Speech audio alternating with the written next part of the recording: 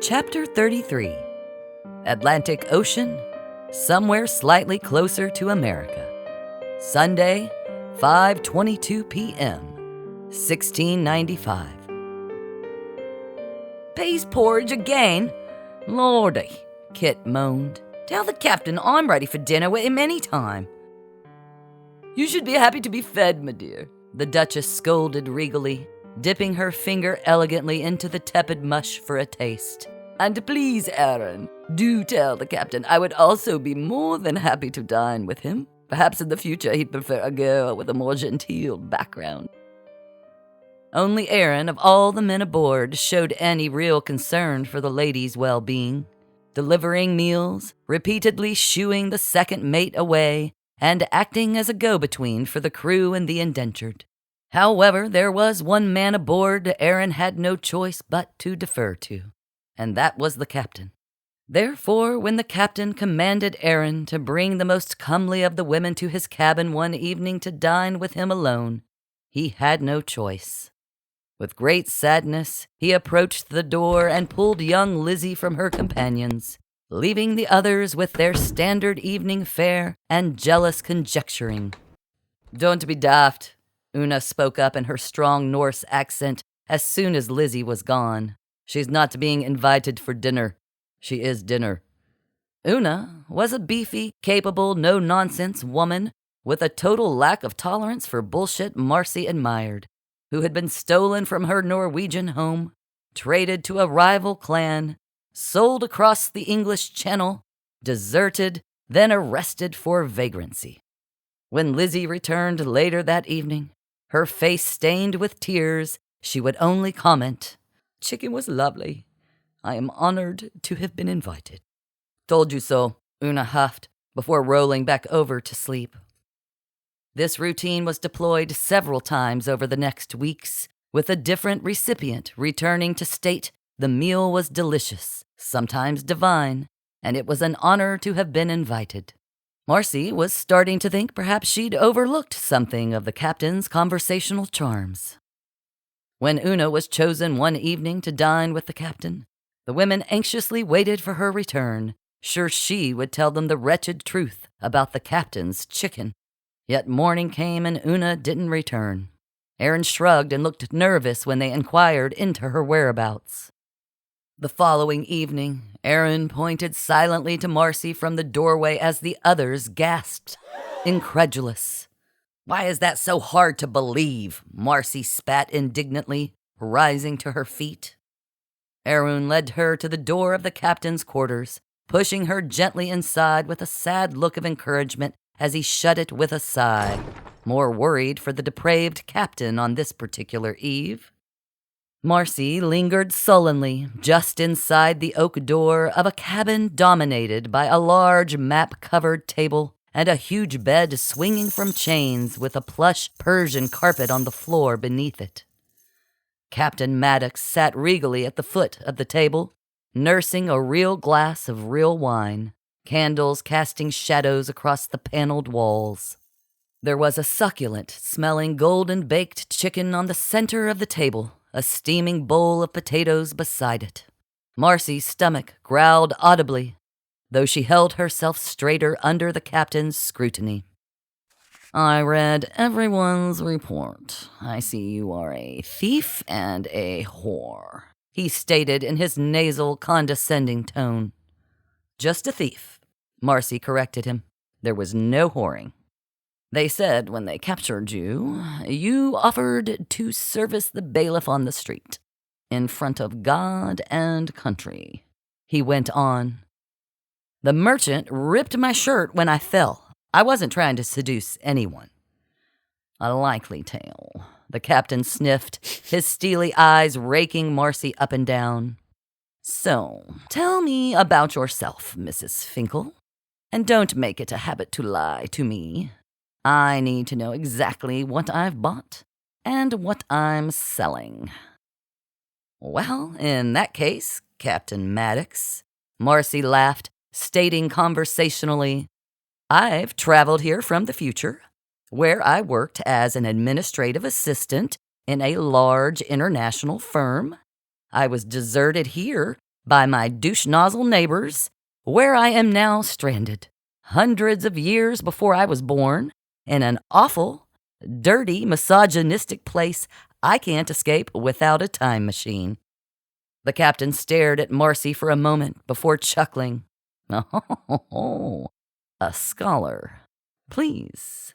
He motioned for Marci to sit in the chair on the other side of the table, which she did, her eyes distrustfully never leaving his. The captain eyed her suspiciously, placing his steepled fingertips beneath his nose, before changing the topic abruptly while using his index fingers to point to a small tub of clean water on the floor by her feet, a cloth and soap laid beside it. "I bet you'd like to wash your feet. You must be filthy. You ladies generally are. Then you may have all the chicken you can eat, and you simply need tell the others that the chicken was lovely, and you were honored to be invited. I'll not have any ridiculous mewlings from the rest of them over what is so clearly a benefit. Do you understand? Good girl. Now, wash your feet, both of them. Get them very clean."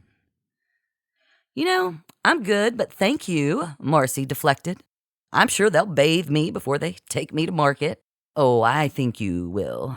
I think you should wash your dirty little piggies." He sniffed the air deeply, frowning at Marci's leather-shod feet. Marci eyed the chicken on the table, quickly assessing the cost of her continued defiance versus the reward of solid food, frowning disapprovingly before looking the captain dead in the eye as she leaned over in her chair and slowly, resentfully, kicked off one shoe. Realizing the other girls hadn't been crying when they'd returned from dinner, they'd been laughing at Captain Perv here.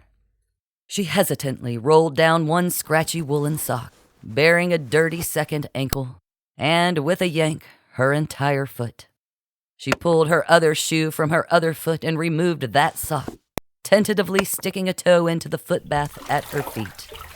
Forgetting the captain for a moment, Marci focused on the simple pleasure of clean water, sluicing it around her feet and ankles before lifting her eyes to meet the captain's, expressionless, while vigorously scrubbing her feet.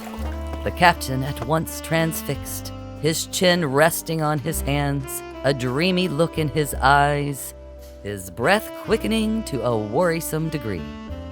To be fair, despite Marci's many deficiencies from the waist up, her legs and feet were happy surprises, comparative even in modern times. An impressive collective of taut thighs and calves atop small, pale, translucent feet, perfectly proportioned and topped with shapely pink healthy toes and pearly nails. A foot fetish's fevered dream. Captain Maddox was immediately besotted, falling to Marci's feet, caressing them, pulling them to his body, and holding her calves so tightly with her wet feet pressed into his armpits that she thought her knees would crack. He leaned back, attempting to press her toes into his face. Marci recoiled, struggling against his rigid grasp, kicking her feet to pull them from his stranglehold. "I am a married woman, Captain." Clutching her feet to his chest even more tightly, the captain moaned, his eyes misting with tears. "I must make love to your feet, Marci Finkle. They are divine, and I am so lonely at sea." Marci tried to stand, pushing the captain's shoulders with all of her might in an attempt to untangle her legs from his maniacal embrace. But as she pulled her body back, she lost her balance, tipping back in the chair head over heels, her feet swinging out as she flailed for balance, the right foot striking the captain's temple with a solid thwack. His head flew back, smashing against the corner of his great oak table with a thump, the rest of his body collapsing like a sack of flour upon the planked floor.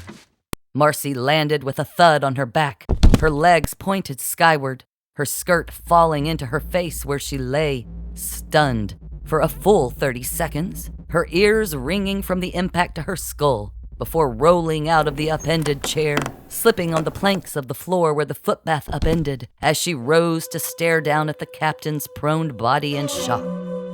She leaned down to check his pulse and, discovering none, frantically searched the room for a mirror, which she found in the captain's shaving nook, holding it under his nose with shaking hands. Nothing. "Oh, for fuck's sake," Marci muttered. She crept to the door, opening it just a crack despite Arun nearby, standing watch. "Arun," Marci whispered furtively. Closing the door softly behind him as he entered, Marci joined him as he stared in horror at the captain's inert body, a small trickle of blood oozing from his slack mouth. "He's had a fall," Marci explained, twisting her shaking hands. Arun's knees went weak with fear, which slid through his body like a cold snake. He didn't know this crew, and they didn't know him. As a foreigner, that was more than enough to implicate him in the captain's murder, though as he stared down at Captain Maddox's mottled face, he was hard-pressed to muster any sympathy for his untimely passing, as it was Arun who'd carried Una to the infirmary just 2 nights past, after refusing the captain's chicken, her face and shoulders a map of bruises and welts. "This no good, mum," Arun assessed glumly. "We have trouble." Marci warily agreed with a nod as she eyed the Persian carpet, promising with hollow cheer. "We can fix this, Arun. I know we can. We just need a plan and some luck and some... You know what? Fuck it. We're just gonna have to improvise."